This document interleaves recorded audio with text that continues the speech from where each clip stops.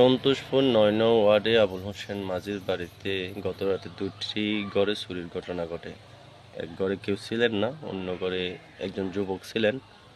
দুঃখজনক হলেও সত্যি, উনি বলতে পারবেন না তার ঘরে চুরি হচ্ছে। তার ঘরে ভেঙে ছুঁড়ে অনেক কিছু নিয়ে নেয়। তথ্য অনুযায়ী কিছু নগদ অর্থ এবং স্বর্ণালঙ্কারও নিয়ে নেয়। অপর ঘরে যেহেতু কেউ ছিলেন না, ওইসব করে জানা যায়নি তার ঘরে কী কী নিয়ে গেছেন। ওই ঘরের মানুষগুলা বেড়াইতে গেছেন, এখনো আসেন নাই, যার কারণে জানা যায়নি। তবে চিত্র খুব ভয়াবহ।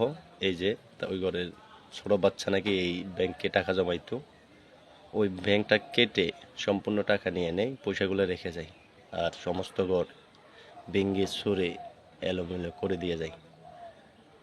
তো কি শুরু হয়ে, তার মানে কি আবার সেই মলন আক্রমণ কি আবার শুরু হয়ে গেছে? আবার কি সন্তোষপুরের মানুষ অশান্তিতে ভুগবে? কে করবে সমাধান?